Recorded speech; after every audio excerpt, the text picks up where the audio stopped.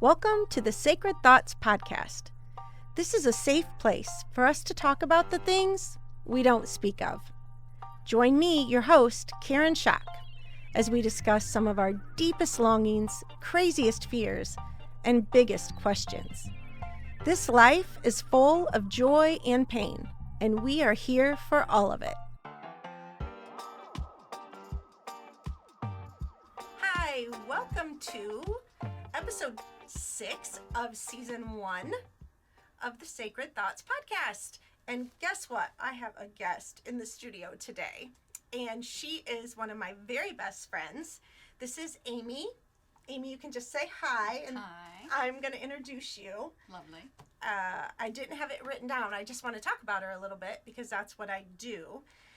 I actually asked her to be on this podcast this morning because I was thinking about what I was going to say and the stories I was going to tell, and I was thinking, oh man, I wish I had Amy here. And I looked at my phone, I thought I could call her and ask her. She's kind of not a fly by the seat of your pants kind of person. So I thought I'm just going to call her and ask. And when I looked down at my phone, literally, when I looked down at my phone, it said Amy was calling me. And so I picked up my phone and I said, guess what? You're going to talk on my podcast this morning. And it just happened. I don't know how you got me to say yes, but you are a salesman. And you are here with me, and you are ticked at me. The last place I want to be. Okay, well, we're here, and it's going to be fun. Because I think, let me tell you a little bit more. Amy is, when I say she's one of my best friends, we have our little group of people, which we're family. She married my nephew, Billy, who is 5 years younger than me, the son of my older brother, Bill. Billy and I grew up together. Billy is like a brother to me. Like I said, we're 5 years apart. As a matter of fact, when he met Amy and we knew he was going to be marrying Amy, I may or may not have, the first time I met her, said, what? I believe the first thing you said was, can I be in your wedding? I did. And you didn't have me in your wedding. I was very taken aback by that. I was almost offended. Like, you're not going to push me around on this one. Who are you? Yeah, who are you? Why do you think you would ever be in my wedding? Exactly. I regret it now. I was going to say, fast forward, how many years? 20-some years, and you wish you would have had me in your wedding. Yeah. And we've done a whole lot of life together since then. The last 20 years, I was thinking about it, we started going to Blackhawk Church here in Fort Wayne, from where we lived in Ohio. We all started going together in 2003. Yes. So 20 years. I told her, I said, I'm just going to ask you highs and lows. Like, you just give me your highs from the last 20 years and lows, because we lived in Fort Wayne for a couple of years. We did maybe talked you in to moving into the same neighborhood. We were in the same small group. Mm-hmm. And then I feel like it was kind of Billy's idea to move to Columbus. Yeah, it was. He wanted to. Yeah, he's a Buckeye and said, let's go. And so we all moved to Columbus together. We'll get into that more in a minute. We lived there for 8 years. And then we all moved back here to Fort Wayne together. You guys led that one. You led the charge on Fort Wayne. Amy, they came back here to start Kona Ice here in Fort Wayne. And now she's hired my daughter, Elena, and our son, Lance. They both work for you. Do you want to tell us about a day in the life of Kona Ice? Oh, it's crazy. It's crazy. We have 4 Kona Ice trucks, and we have 2 coffee trucks. And her daughter manages the coffee, and her son manages the Kona. And it is never a dull moment at our warehouse. But there's no one else I'd rather be doing this with. I wake up and I think, I'm so thankful to be doing this with Elena and Lance. And they're both so excited to be doing it. Both of them love it. They think you guys, and a lot of their friends have actually worked for Kona. And everybody loves Billy and Amy as their bosses. Everybody says you guys are the best bosses ever. It's crazy. You work hard. Amy and I are so different that we just work well together. She is very organized. So when I said we don't have a plan for what we're going to talk about today, I think you were probably like... I said, send me a loose outline. And I didn't. I did, and that's because it's my podcast. Right. If this was your podcast, but here's the deal: you would never have a podcast. No, never. So here we are, and But I'm doing this because I love you. And you said, you've been to all my labors of all my kids, and will I labor with you this morning? That's exactly what I said. And that's what got me, and you knew it would. I did. I breathed her through 3 children. 3 children's births. So, and watched Billy be hilarious and cute, and you tried to stick him in the closet. I did, yes. For Bailey. Was it Bailey? Yeah. The first one? Yeah. I have a memory that was your epidural not working on that one? Right, it wore off. And so then then I could feel the contractions. And so then I was helping you, because I knew Lamaze from back in the 1900s, the old days. And so I was helping you breathe through those. And Billy was giggling. Yeah, I couldn't take it. I said, get out. You're not going to laugh during this. He was just, he was trying to breathe with her. And he would just giggle. Like well, he couldn't. That was the breathing. And it was funny because who's ever heard of that? That was not the Lamaze I had learned. No. So you taught me the original. So we went back to the he who's. And OG. The OG, and we did it. Yes. You had a baby. Yes. And then 6 months later, we moved in together when we moved to Columbus. So what I was thinking about in this whole thing, in our relationship, and how we've done all of this together, and how when I try to tell somebody about it, I can't even begin to tell people our story. And to be afraid that we won't have something to talk about today is hilarious, because we have Too much. Yeah. Too much, which reminds me, let me just tell you about my book, Too Much and Not Enough. That was a very good segue, Amy. See how this works? You're welcome. Yeah. So, this is my book. You can order it on Amazon. Can I just tell you one other thing? I'm going to change the subject a little bit, not really.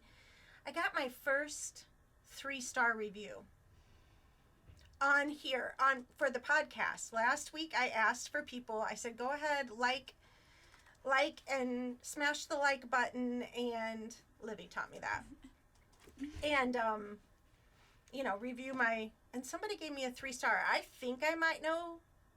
I'm not going to name names, but I think I might know who did that. And it's like, okay, that just goes to show you that my feelings are right. But it makes me sad. So it just takes my what? Rating down so much, because I only have 5 reviews. So 1 3-star just plummets it. And it's like, are you serious? And they didn't even leave a reason why. Like, if you're going to give me a 3-star okay, I'm not asking for people to give me reviews. If you're going to, you know what? Don't worry about it. If you don't like me, don't even listen. Exactly. How about that? Don't even, just leave us alone. I feel like our whole life has been one of, if you don't like what we're doing, leave us alone. But what I wanted to say about all of this is, I feel like as I think back through our 20 years of this life, of this journey that we've been on together, and you said it when we were walking into the studio, is just, all of it has been wanting to know God more. All of it has been wanting to dive deeper into our relationship with God. It's never been about, like, what can we get away with? Right. Or what can we do to skimp on this? Or no, it's been like, no, we're going in deep. We're doing studies. We're learning about God. If this is what God wants us to do, then by golly, we'll do it. we're going to sell everything. We're going to move in together. And we did that.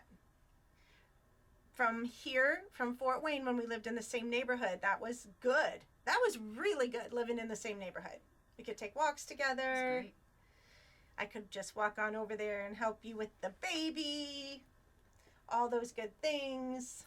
Didn't last long. Didn't last long because what happened was when we were at Blackhawk, which was a Willow Creek style church, so mega church of sorts, Mm-hmm. right?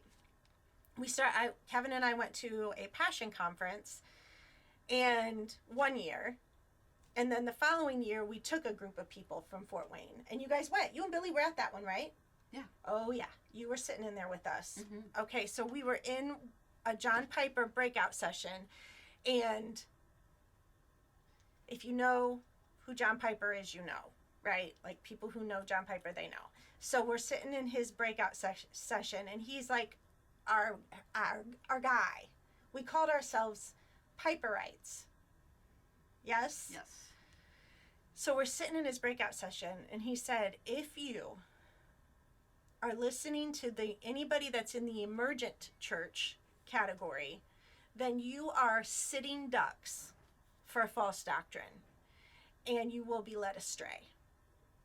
It changed our life. Set us on the trajectory that we went on, Yes. right? Because we had been listening to the emergent church people, Brian McLaren, Rob Bell, Billy. You guys had the Numa videos, Yes. right? Yeah, we had all of them. Yeah, because Billy loved it. We had this awesome small group in Fort Wayne. I mean, we were loving it and doing life together and making meals together and singing up to Jesus together, and then listening to these. They weren't podcasts. We'd listen to their sermons online. And Piper comes along and says that, and it was like, burn the Numa videos. What did you guys do with those Numa videos? I sold them, and I felt very guilty about it because I felt like, oh my goodness, I'm giving this false doctrine to somebody else. Like at a garage sale? I don't remember. Right. I want to say online, but would that be right? Probably not. Like At that that might have time? been too soon for that. Yeah. But yeah, maybe a garage Somehow- sale. Probably a garage sale. Yeah, I'm like, is this right to be taking money for this thing that I don't believe in? right. And that we're leading other people astray. Yes. And so somehow, like, our men talked, Kevin and Billy, and Kevin was done with his job, so was looking for a job in Fort Wayne or Columbus. And Billy knew he found a job in Columbus where he could make good money and do what he wanted to do, and Mm-hmm. we decided to all move to Columbus. Now, mind you, because there was a church in Columbus that was not emergent. A small little church plant, because at that same Passion conference, Francis Chan, so he's the one who wrote the book Crazy Love, but at that time hadn't written the book yet, wasn't famous yet. That was the first time we didn't even know who he was. He wasn't famous yet? No. Really? Yeah, he was just our breakout speaker. Like, we didn't know him. Okay. Do you remember that? Okay. Like, we came home and found him online That's how we knew him. From Passion. from Passion, from that breakout. Like, remember he had us all on our knees Oh, yeah. in the breakout sessions. So there would be breakout sessions for all the leaders. So there's like, 1,000 leaders in this big room. And he's telling us to cry out to God and worship God and tell God we're not worthy. And we're all on our faces on that floor. That was the first time probably on our faces like that. There were a lot more to come. Mm-hmm. Francis, yeah. We never called ourselves Chanites, though. Giglioites, because we liked Louis Giglio, and Piperites. So we found a church online then in Columbus that was Francis Chan's worship leader had planted a church in right near where my brother Bill lived. So Billy's dad, and then Billy's sister Kristen, our niece, who has been on this journey along with us, had been at the Passion Conference. Kristen and her husband Christian And so we had them check out the church. They went one day and checked it out and came back and said, it's so cool. They've got a big sign that says Pursuing God's Fame. That was our hot button. And we knew, like, we got to go. We got to go. We're moving. And so we told our small group, we're out. And they were all like, what are you doing? Why are you doing this? And we're like, we got to go. We were learning to sell everything. Like Piper would say, do not live the Christian American dream. Right. You got to go for it. So I remember literally giving our furniture away. Standing out in front of our front of our house with the moving trucks. And Amy and Tim Radcliffe were there, which were a couple from our small group. And I was like, do you want this desk? And it was a beautiful brand new desk that we had bought. Do you remember that at all? I don't remember that, but if you ended up losing $10,000 on your house, that's a bummer that you didn't sell that furniture to make up for it. Right, because in order to move, in order to sell our house, the market was down. And so, yeah, you guys made money on your house, I think. Because you had made back what we had put into it. Yes. Yeah. But for us, we had just bought it a couple years prior and sold it and lost $10,000 on it. So we had to take out an unsecured loan. But we were on a mission for Jesus. Mm-hmm. Like we loved college students. This particular church plant, Cornerstone, did not have a college ministry. And so we were like, we can come, we can help, let's do this. Well, Kristen and Christian were they still at Ohio State? Was Christian taking classes still maybe? Probably. Yeah, like we had an in at Ohio State. Christian had played baseball there. So anyway, we moved. And when we were looking for housing, it turns out Columbus is a lot more expensive. Turns out. A lot Quite more a bit higher. expensive. Like twice, maybe 3 times as much to live there as in Fort Wayne. But that didn't matter. We were going.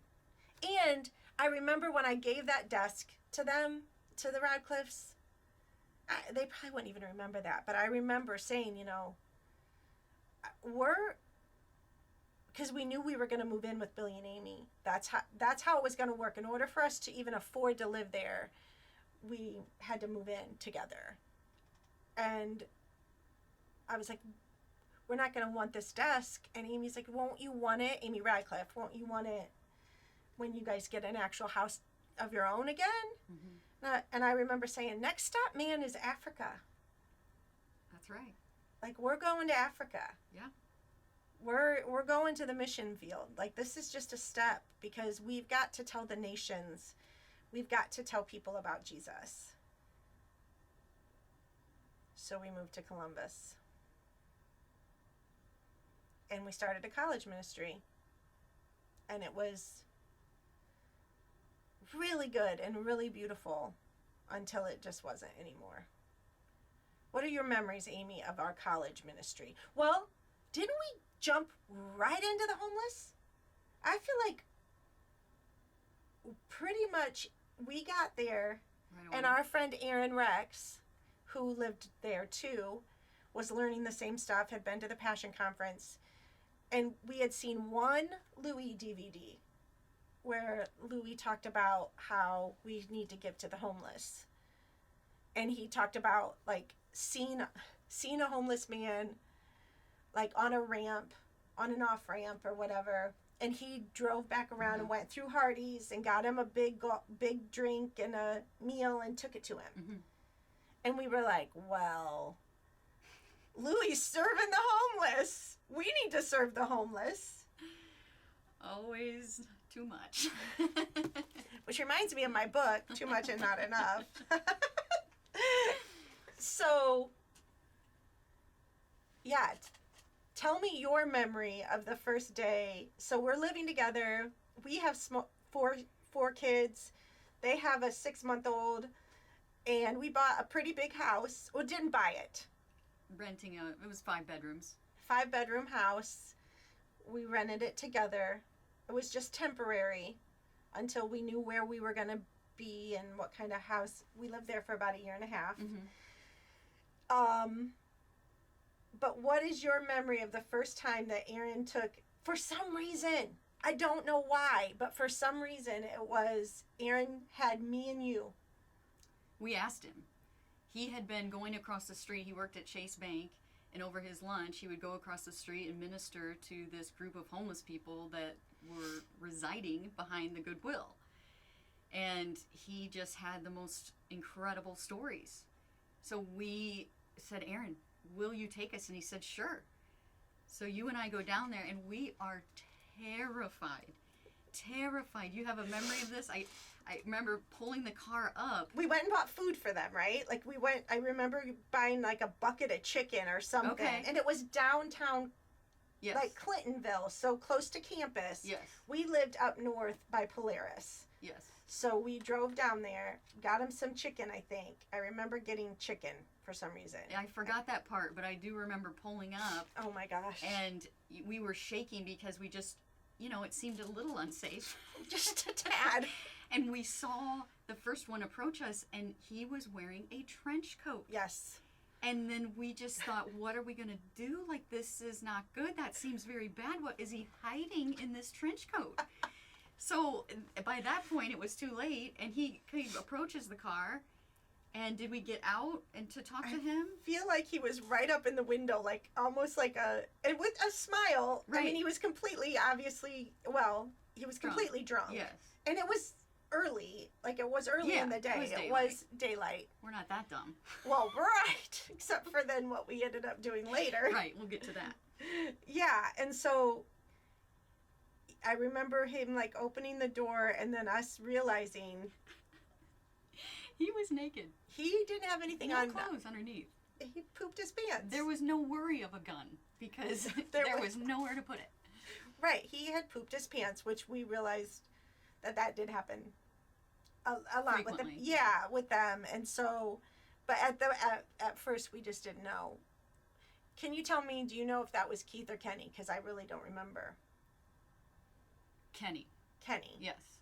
Okay, so there were twins, Keith and Kenny, and then there was Brian, and Brian Wilkie became our best buddy, and the only way I could describe Brian is he looked exactly like, I'm going to say it wrong, Snoop Dogg.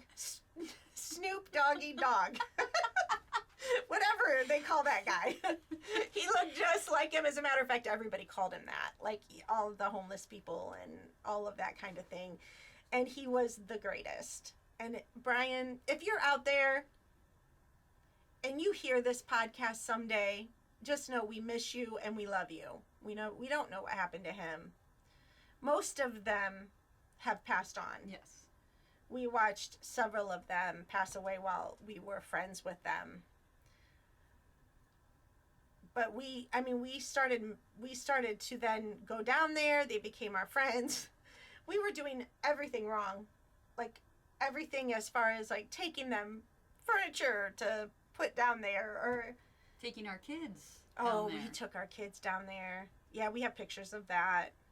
And we had people that were, older people in our lives telling us we were living dangerously. And we never felt like we were I never felt like we were in danger. Once we got to know them, I felt like they protected us. They did. They watched out for us. We're fortunate to have a good group. We had a good group and loved them. And then we did ask Brian to live with us. Yes, we did. He moved right on in. Lived in our basement. My mother's dismay. Yes.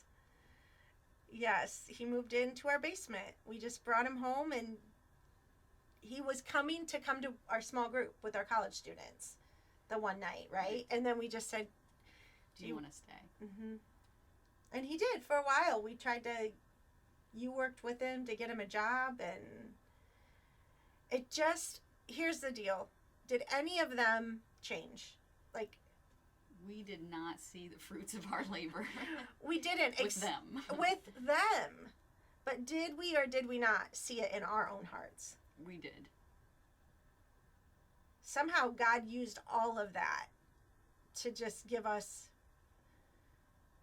to break us even more, to give us a heart, to know that we could live not in fear. Right. You know, like there were things that I should have been so afraid of, being the hypochondriac that I was. Yeah.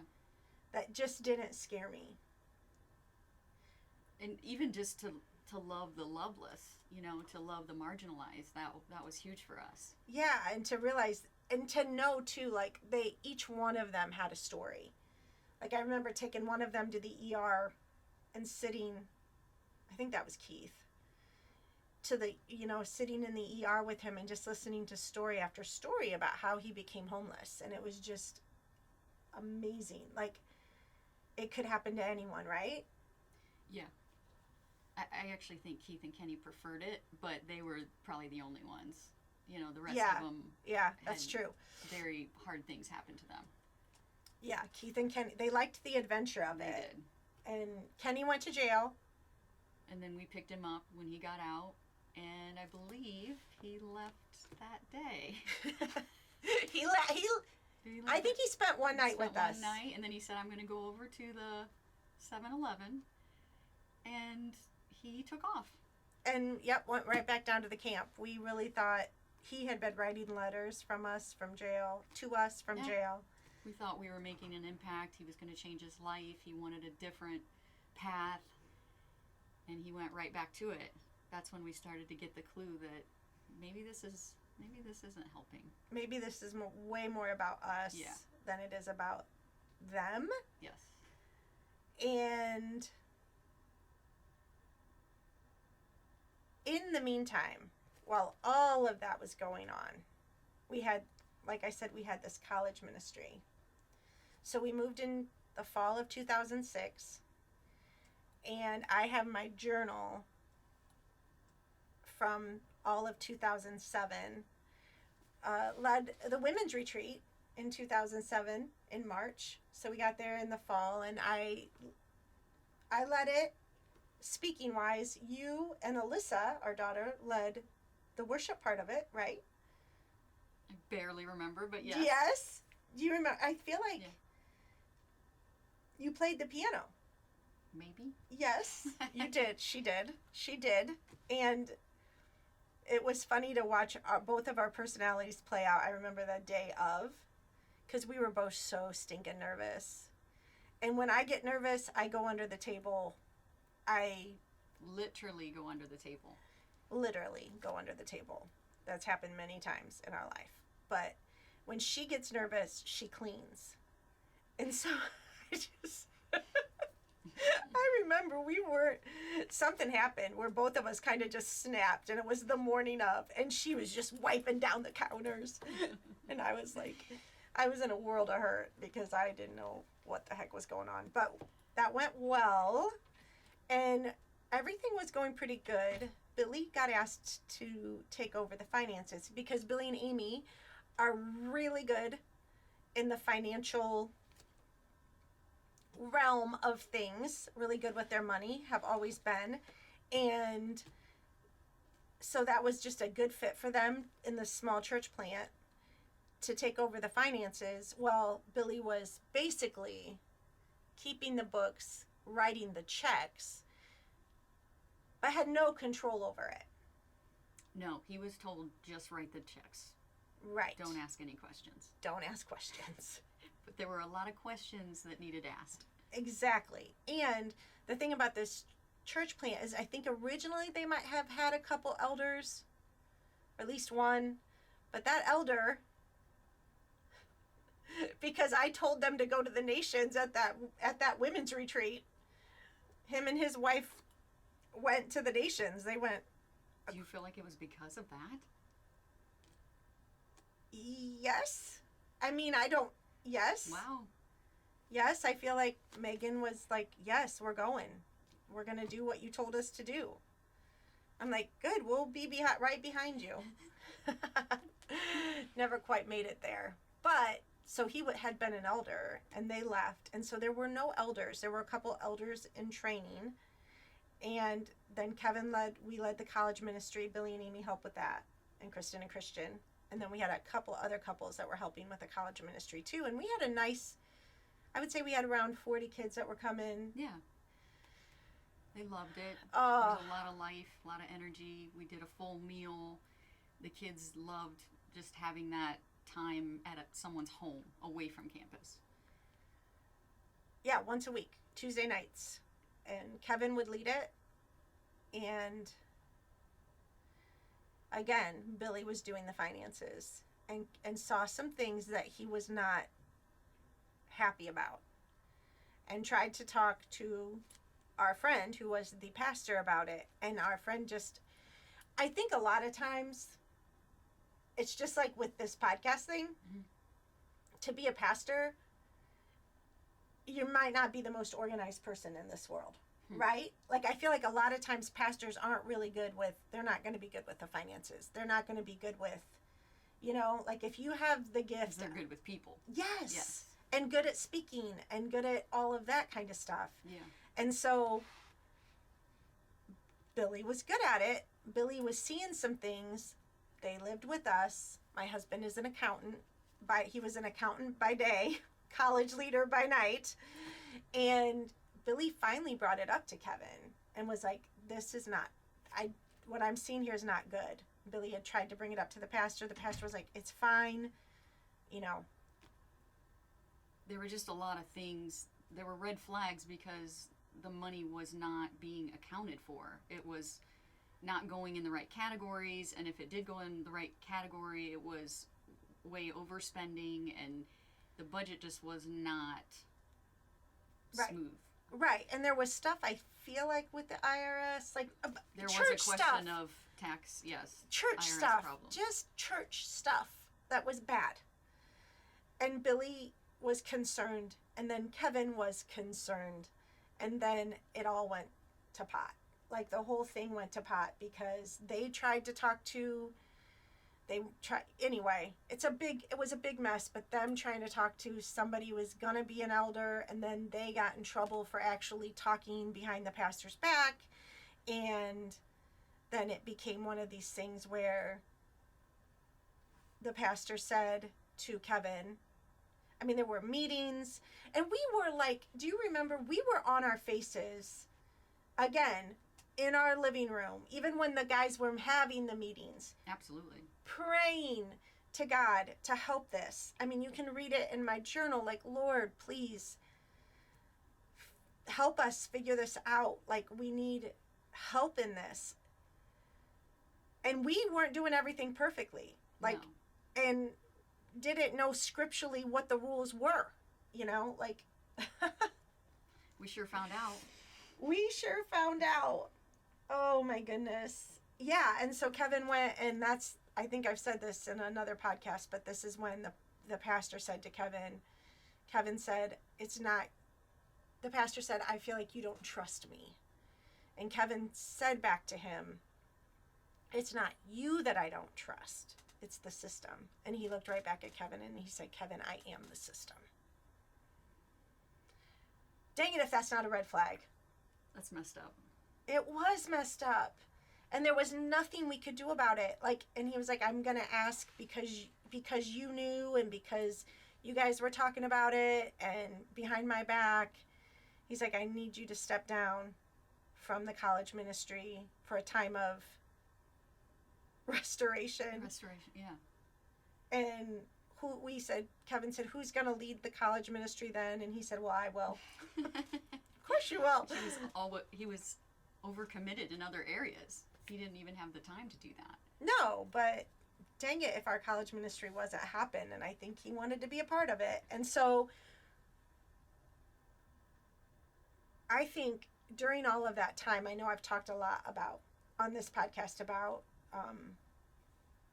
my health anxiety and my anxiety and depression. And I will say, I feel like in that year and a half where we were at that church and pursuing God's fame and thinking we were going to move to the nations, like life was exciting and good.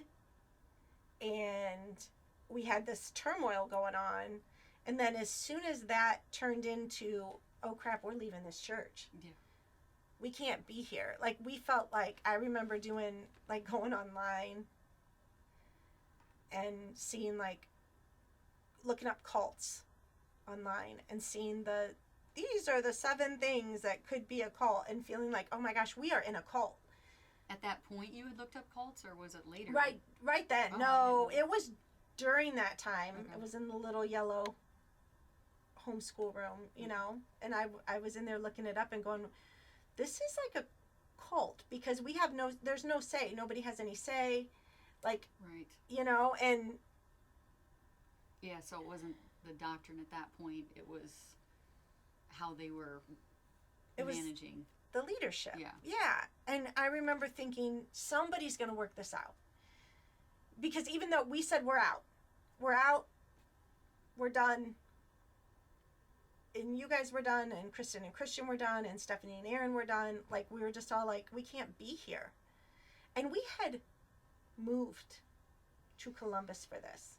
Yeah, we were completely deflated and just lost, wondering why we had made a move like that and for it to fall apart so quickly.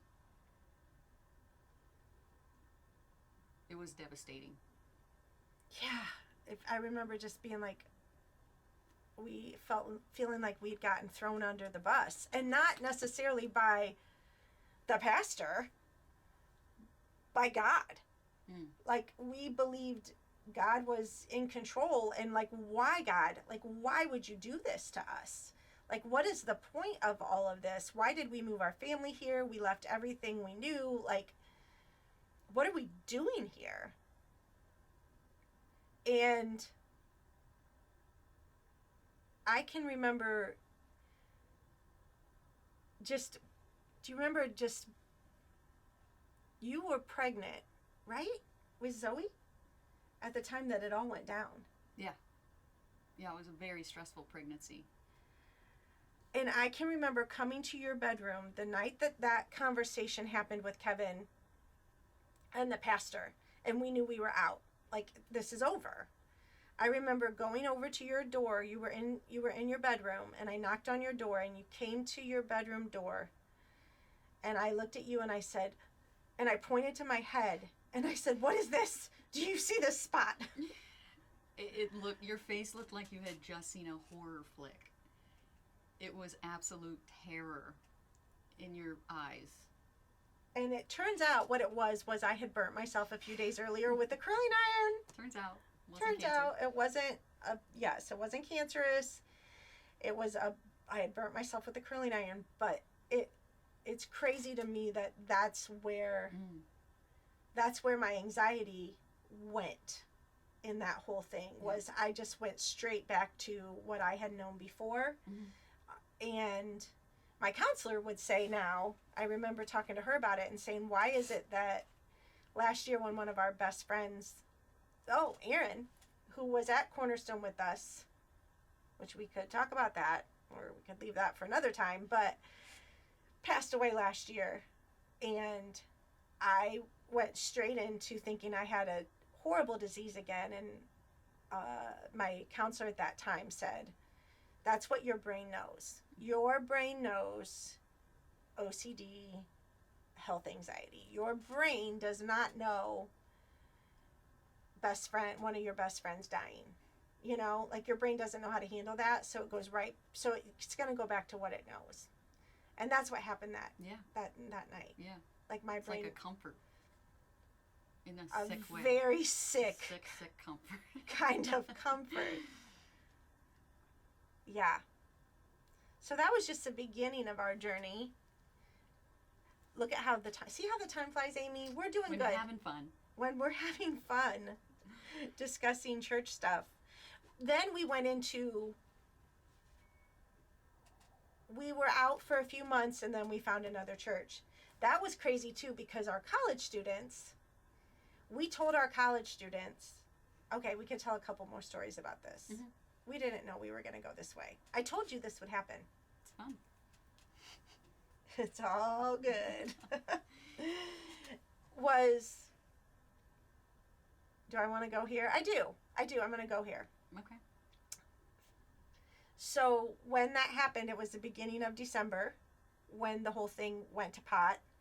And at that point, our father-in-law, so Kevin's dad, was at our church with us, and if you want to go there, like they did move to Columbus when we all moved to Columbus, which is again crazy, but he thought he didn't want to see this happen. We were all so excited about our church. Do you remember Thirsty? I'm going back to Thirsty for 1 second. So Thirsty was a passion conference for worship leaders? Is that what it was? Yeah. Leaders, maybe in general. Just leaders in general. And we all had gone down to Atlanta. This was back prior to any of the church split stuff. We were all together. And Francis was a speaker there. And so Francis had come to Columbus once. Did he only come once while we were there, like, to speak? Anyway. Yeah. We knew Francis through our pastor, right? Like, we knew Francis Chan. Let's just put it that way. Like, we knew Francis Chan, and we were pretty sure he knew us. Not at all, but we wanted to think that he knew us. Tell me about your memory of Thirsty. I do have a vivid memory of being face down, kneeling and being face down on the floor, and then turning my head to the right, and Francis was right beside me, and it was just the craziest moment, because in our world, he's famous. Right. And by that time, he kind of was becoming more. Yeah. Very well known. Yeah, he was starting to speak at passion events even. He was like the main speaker on the stage and that kind of thing. And so I was just blown away by that. I'm on my face with Francis Chan. Yeah. Yeah, so Francis was I would say he was a bit of an idol for us, along with John Piper and Louis Giglio, and we thought they could do no wrong, and didn't blame Francis at all during this whole church thing. We actually thought, because he had this big church in Simi Valley, California, we thought that those elders, since they were kind of still over our little church, we thought even after we kind of said we're not coming back, we thought the elders might show up, because people that were in the church that were our friends and things were told they don't talk to us. They weren't. It was rough. We were cut out. We were cut out in a big way. Like, nobody would listen. Nobody would hear our side of the story. And we thought, like, no, for real, Simi Valley will send elders to Columbus to try to work it out with us. What were we thinking? I don't know, just some kind of a hope that this could get worked out. We didn't want to leave this. We thought it could be worked out. We liked the pastor. Yeah. We were friends with him. Like, what is going on? What is happening? Right. This is the reason we came. To help that church. Why would we leave? Right. But at the same time, it wasn't right. The system wasn't right. And so we were so broken. I remember just thinking we were, like, again, such failures. And back to our father-in-law, he had been going to the church, loved everybody there, and kind of was, I would say, like, didn't really know. He had been Catholic, and then he started coming to this church, and so he didn't know the rules. He didn't understand what was going on. Yeah. He loved Francis. He would listen to Francis's sermons and that kind of thing. And so he just decided, like my father-in-law would, that he would go straight to Francis. And so he wrote Francis a letter. And I still have the letter because he sent the email. He wrote him an email. And this was around Christmas time. And basically said things like, my son and these guys are good guys. They love Jesus more than anybody I know. I mean, he did make it sound like they were perfection. Yeah. Right? Like we did no wrong. Yeah. And, isn't there any way this could get worked out? Could you help this? Could you help? He wanted it to be worked out. And 2 days before Christmas, the email came back from Francis. And it was so not good. And I still have the email, and I hadn't looked at it like in 10 years, but last year when our friend Erin passed away and we were talking through things and talking about what happened with the church and that kind of stuff and how that just sent us all on a weird trajectory, I went back to look at emails from Erin to the pastor and all that, and I found this one from Dave, my father-in-law, to Francis, and then the one from Francis back. And he basically said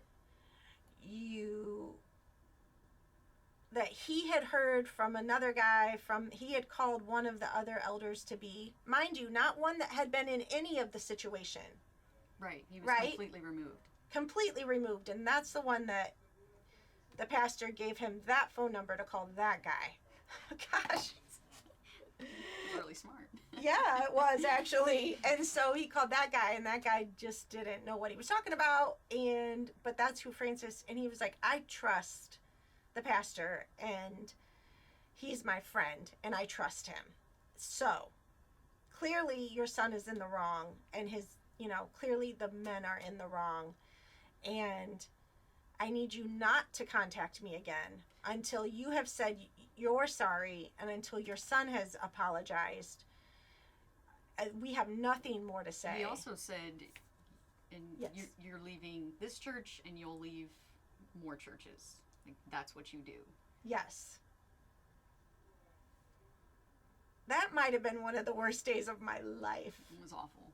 When I read that email. One of the worst days of my life. Maybe he didn't write it. Maybe it was his secretary. I think it was him.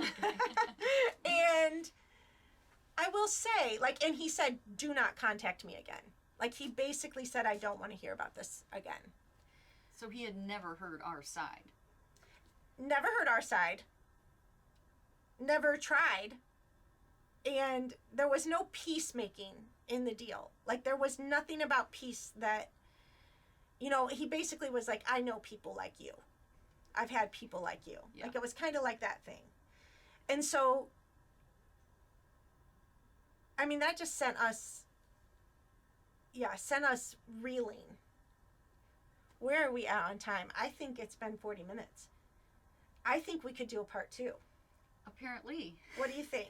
Yes. I think we're going to stop right here, and we're going to come back and do a part 2. Now, Amy, I don't know, do you want to actually leave the studio and come back another day, or should we record another one right away? What do you got time, Ames? We're on a roll. Right. Yeah, We're going to do it. Okay, so next week we'll do part 2. We're going to leave it here. We're going to leave you all hanging. What actually happened next? We could probably do 6, 7, 8, 9 parts. Holy crap. But we'll talk to you more about what happened with Francis and what happened with that church, because things did, Kevin hates the word, but things did get reconciled between us and the pastor. So we can come back and talk about that next week. But it has been fun. This has been good, right? Yeah, I've enjoyed it. We're doing good. Okay. Amy, you're awesome. Okay, we'll be back next week. You guys all have a wonderful rest of your week. I want to thank our production company, Coraggio Media, and the WELT 95.7 studios in beautiful downtown Fort Wayne. Please make sure you subscribe wherever you get your podcast. And find us on YouTube. Hit the subscribe button and make sure to leave us a 5-star review. Also, you can find us on Facebook, where we will be free to discuss all of our sacred thoughts. To share your stories, please email me at the link below. As always, thanks so much for listening, and we will see you next week when we will talk more about our deepest longings, craziest fears, and biggest questions.